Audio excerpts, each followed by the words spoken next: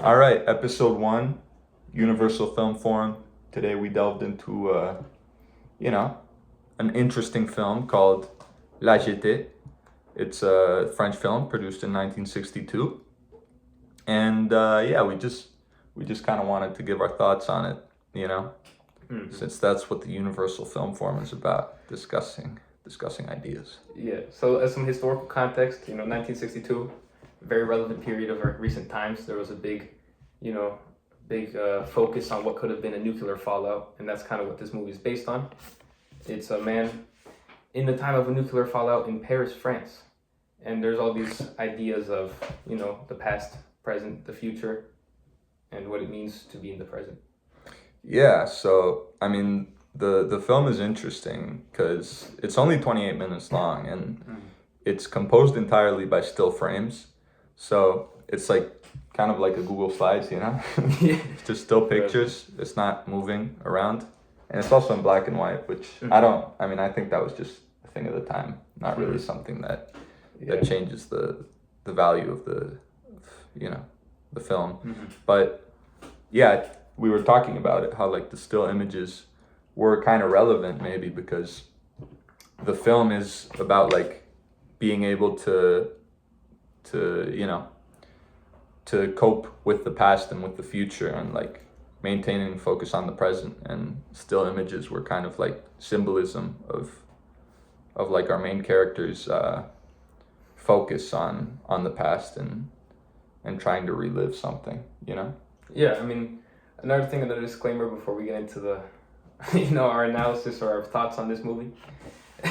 It was originally French. We got some Spanish subtitles on it, so there's probably a lot of Je ne meaning. parle français. Yeah, exactly. So we definitely lost a lot of interpretation type stuff. So we'll give what we can and our opinions on it, and at the end of the day, we're gonna give a recommendation because we thoroughly enjoyed it. Yeah. So, yeah. I mean, listen, guys, don't watch this with like your family or nothing. Like, if you wanna have like a surrealist experience of French cinema, Exactly. this is a good one because it really it weirds you out with it, Yeah, like reading a good book, crazy exactly. book, a philosophy book. But all the choices are intentional, Exactly. even if you might not understand them. You gotta pay attention. Yeah, this is one for a second viewing. Anyways, that was the film Yeah. La Jetée, and Yeah. our last thing, just a little piece of analysis on the name of the movie. Okay, so yeah, this is really interesting. So we didn't come up with this ourselves, to be honest with you. Nah. We saw this. I may be in French 3, but the French is That's a lacking. Wikipedia search. That was some Wikipedia for you. But so Jetée it means like airport. It means a port where things leave at, which is a big central setting of the movie. And also something that's really relevant that we saw is that Jetée sounds like j'étais, which means I was. So it's very interesting because of the theme of what's going With on the at the past. time and the past and the future. So you want to give a quick introduction on the narrative and the structure because it's like what's going on. Of course. So, I mean, narratively, the film's a bit strange because time travel always makes things a little bit difficult to keep track of. But it starts with a man post World War II, and he has like a very traumatic experience in his childhood, and that'll come back later. But basically, World War III transcurs, which isn't really like the focus of the film, but it leads to the man being in an internment camp, like a prisoner camp, and in this camp, humanity's been ravaged by nuclear war, and the objective of the people at the camp, the scientists, is to travel to the future to receive like technology to fix their present.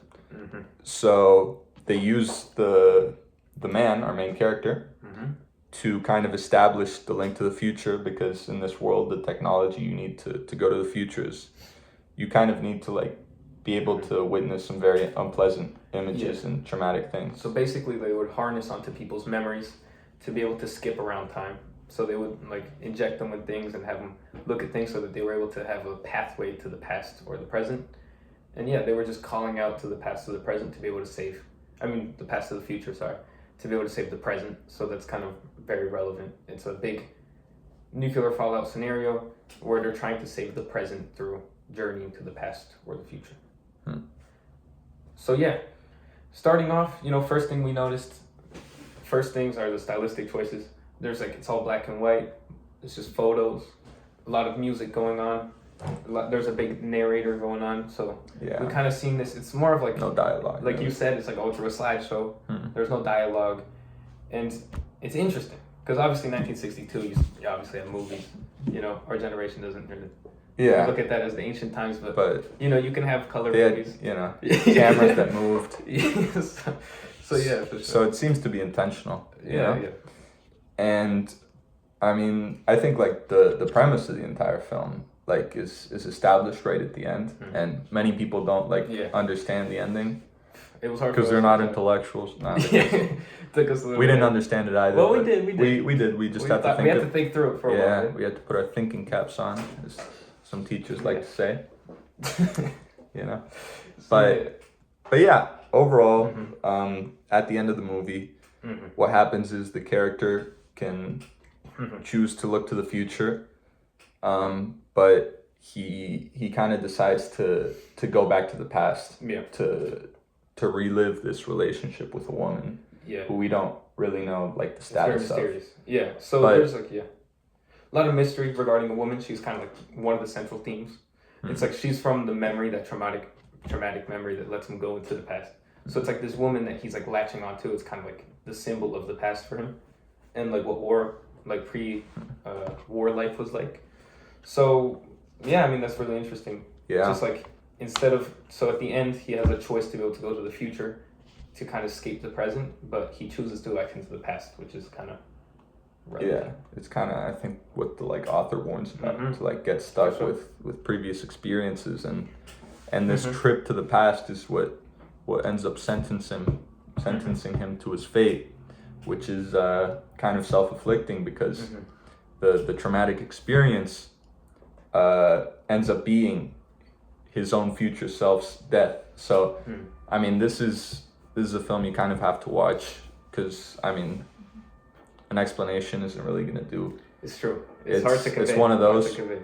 But basically, he chooses to go back to the past, and he goes back to the time where he had this traumatic memory at the airport at Jetée, and he dies. And the memory that was so traumatic of his childhood is of a man dying, which is himself. It's of his own death. It's crazy. Yeah, so that delves into all the time travel stuff. Yeah. And the idea of if you were to kill yourself in the past, would you able to do it? So it's kind of based on this whole big paradox, and it kind of messes with you, because of the paradox that is time travel, especially when you're dealing with yourself and your former self. So that gets into some crazy stuff. And another thing I'd like to bring up, there was this big part of the movie. They were at a natural history museum or natural science museum, where they were looking at stuffed animals, real animals from the past, and it's kind of interesting. And I think personally, what I kind of saw with that is it's a focus on the past. You're kind of looking at the past, that's kind of what a natural museum is. And it's by looking at the past, maybe that's got something to do with something. Yeah, the dinosaurs, bro. The dinosaurs, yeah. I get that. So it's kind of, focusing on the past for sure. Yeah, good insight. So? Yeah. So what do you think? Look, overall theme, obviously really hard. We only watched this once. This is something. This is one for 2 watches. This is something if you're to do great analysis. I gotta watch the second time. Yeah. But what would you say, the author, the director's main purpose with this was? What was he trying to say? I think this director, who I don't know anything about, but to me, this film is kind of a warning to people to kind of show how we shouldn't dwell on the past. We should be able to remember it and make amends with it, but it's dangerous to be so fixated in the past, and sometimes you just gotta look forward. So yeah, and it's I think along with that is there's this idea of accountability in it.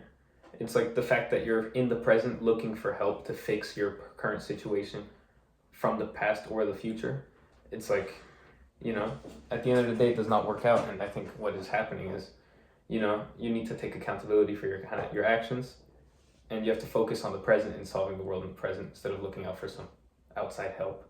Maybe, could be. I like that one. Yeah. But yeah, there's probably a lot of takeaways that, you know, you can take away from this. You can see your own point of view. You can maybe say something completely different. It's personal, subjective. That's why you gotta watch it. Yada, yada, yada, you know? Exactly. So yeah, this is recommended. Do you want to give it a score? Or? Oh, Yeah. on the Fantano scale, Oh, Fantano. I'm gonna give it. I'll give it a strong 6. Strong You know, six. it's pretty good. That's fair, that's fair.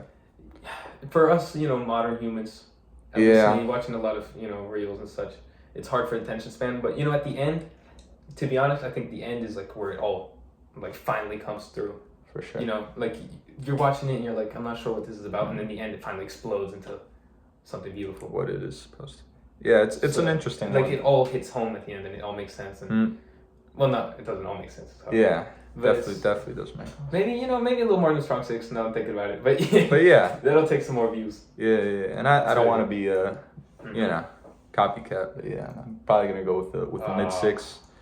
You know, change things up a little bit. Mm-hmm. This isn't, you know, one I traditionally watch, but I am glad I did watch it. Mm-hmm. I mean, didn't really hit me in you know any of the feels, but yeah, it's interesting to kind of look back at cinema and its evolution. So yeah, definitely recommended. Cool film. Yeah. And yeah, that's Universal Film Forum Day 1. That's why we're doing it. You know, next time, you know, we got to see something completely different, and I think that's the point. You know, we're seeing something that we've never really seen before, from a place that, you know, don't know anything Familiar about. with, yeah. So it's cool. We'll switch it up on you guys next time. Switch it up. Yeah. All right. Watch the movie. Peace.